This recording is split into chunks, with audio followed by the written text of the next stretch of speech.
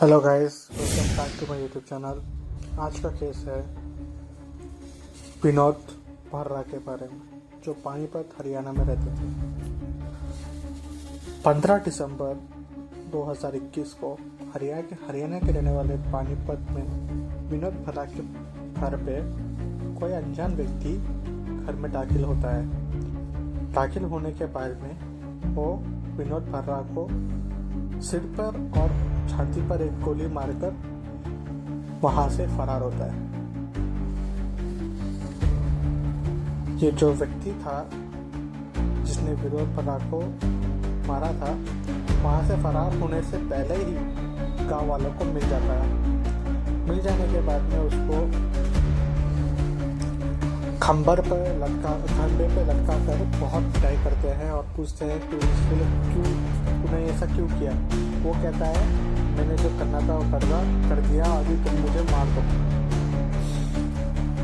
तो जानते हैं 2 महीने पहले 15 सितंबर को विनोद भर्रा अपने दुकान के पास बाहर चेयर में बैठे होते हैं और तभी एक ट्रक आकर उनके ऊपर मारकर भाग जाता है। वो भागने से पहले वहाँ के लोग उसको पकड़ लेते हैं और पुलिस में दाखिल कर देते हैं और केस चलता है उसको, वो जेल में जाता है। तो जेल में जाने के बाद में जो वापस आया था 2 महीने के बाद में, उसका नाम था देव सुनार उर्फ दीपक।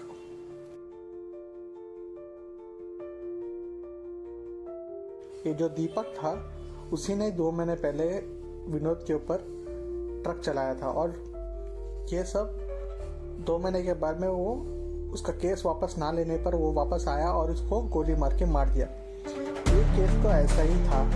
पुलिस ने यही सोचा, ये इसका बॉडी है, ये डॉट्स को कनेक्ट करते हुए केस सोचा था कि इसने इसको दाखिल किया जेल में और बेल और कंप्लेंट वापस ना लेने पर इसने आके इसको गोली मारकर इसकी हत्या कर दी। ये सोचकर केस टाला गया। फिर 2.5 साल होते हैं केस को। उसके बाद में 2.5 इयर्स के बाद में जब प्रमोद भर्रा, जो विनोद भर्रा का भाई जो ऑस्ट्रेलिया में रहता था, उसको कुछ ठीक नहीं लगता। उसके भाई का मौत, ऐसा तो हो नहीं सकता उसका भाई का मौत। तो वो क्या करता है, कंप्लेंट लिखाता है। जो वहाँ पर नए आईएसपी साहब आए थे, एसपी साहब अजीत सिंह शेखावत के ऊपर सबको भरोसा था क्योंकि उनको सुपर कॉप भी कहा जाता था।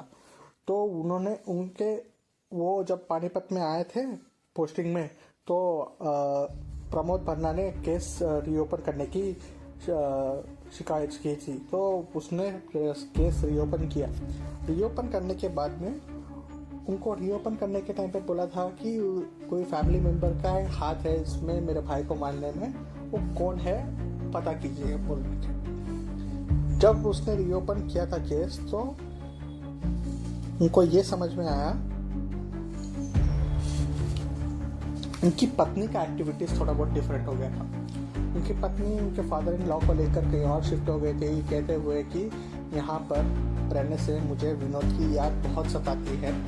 वो वहाँ से दूसरे जगह पे शिफ्ट हो गई थी उनके फादर इन लॉ और बच्चे के साथ।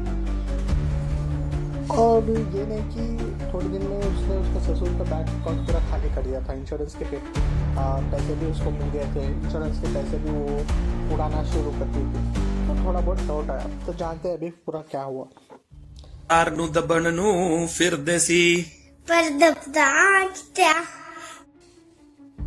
विनोद भर्रा का परिवार बहुत हंसता खेलता परिवार था। सब लोग बहुत खुश थे उनकी शादी से। वो बहुत खुश है। उनको एक बेटा एक बेटी थी और उनकी पत्नी बहुत ही सपोर्टिव थी, कभी भी उनके साथ ही रहती थी और हर पूजा व्रत रखना, उनके हस्बैंड के बारे में केयर करना, और बहुत ही प्यारा परिवार जैसा था उनका, जो सब लोग मिलजुल के रहते थे। पैसे की कोई टेंशन नहीं थी क्योंकि पैसे बहुत अच्छे खासे पैसे आ जाते थे। उनके जो बिजनेस था वो बिजनेस में भी सपोर्टिव रहती थी वो। तो थोड़े दिन के बाद में उसने रिक्वेस्ट किया उनके हस्बैंड को कि मैं जिम ज्वाइन करना चाहती हूँ। तो उसने स्टार्टिंग में सपोर्ट भी किया, जिम ज्वाइन करवा लिया और थोड़े दिन में जिम स्टार्ट करने के बाद में फिटनेस के लिए वो जाती थी। और वहाँ पर उसको मिला सुमित नाम का एक बंदा जो पर्सनल ट्रेनिंग करता था वहाँ पर। सुमित का यूँ मिलना धीरे धीरे अफेयर में बदल गया और घंटों घंटों फ़ोनों में बात करना। और वो जो थी फ़ोन के चैट्स एक साथ टोटल चैट्स डिलीट कर देती थी। जो चैट डिलीट करना या फिर फ़ोन हिस्ट्री के लॉग पूरे डिलीट कर देना है। अक्सर लोग फ़ोन हिस्ट्री लॉग कोई डिलीट नहीं करता है, वो फ़ोन हिस्ट्री का पूरा डिलीट कर देना। कॉल हिस्ट्री हो गया।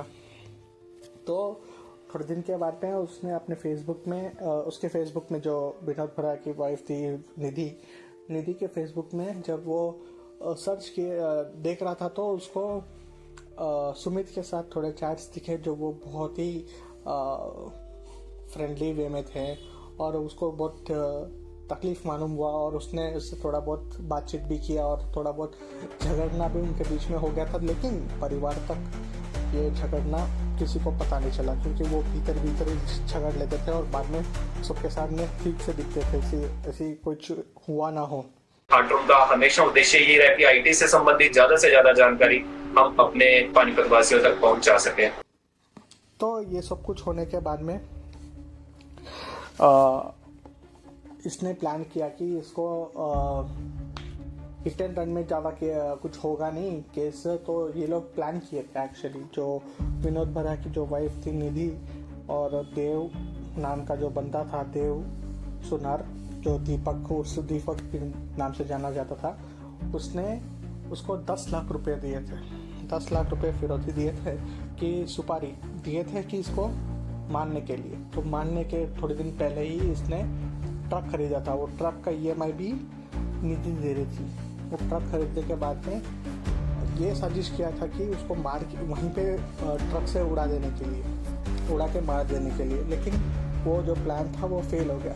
फेल होने के थोड़े दिन बाद वो जब जेल जाकर वापस आया, बेल में उसको निकाला था सुमित।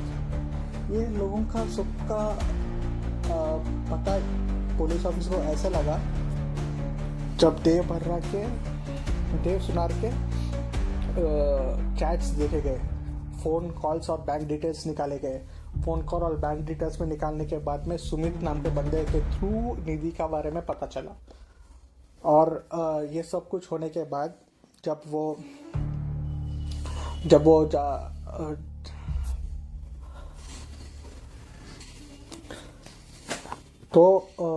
15 दिसंबर 2021 को जब निधि किचन में काम कर रही थी उसकी बेटी के साथ, बेटी भी किचन में थी, तभी एक अनजान व्यक्ति उनके घर के अंदर दाखिल होता है। दाखिल होने के बाद में देखना CCTV कैमरा में दिखेगा आपको, वो निधि को हाय करके बोलता है, नमस्ते बोलता है। नमस्ते बोलने के बाद में वो उसको इशारों से बताती है कि वो कमरे में है। वो कमरे में जाता है और अपनी बंदूक उसको पहले ज़मीन में फेंकता है। फेंकने के बाद में बंदूक निकालता है। बंदूक निकालने के बाद में छाती पे एक गोली, सिर पर एक गोली डाल के वहाँ से फरार होने का देखता है, लेकिन वो पकड़ा जाता है जैसे मैंने आपको पहले ही कहा था। तो ये सब कुछ प्लान किया था निधि और निधि के बॉयफ्रेंड सुमित ने, जो वो जानते हुए अफेयर लगा था कि उसकी शादी हो गई है, उसका एक पति है, पैसे वाला है। वो सोचकर उसको निधि को फंसाया उसने और वो निधि भी उसके प्यार के पीछे पागल हो गई थी। उसके पति को मारने के उतना दुखज, ये जो कहते हैं ना, सांप तो अपने पाले हुए हैं, जो सांप है वो अपने ही घर में है, अपने गले में लपटे गए हैं, ऐसा होता है ये केस।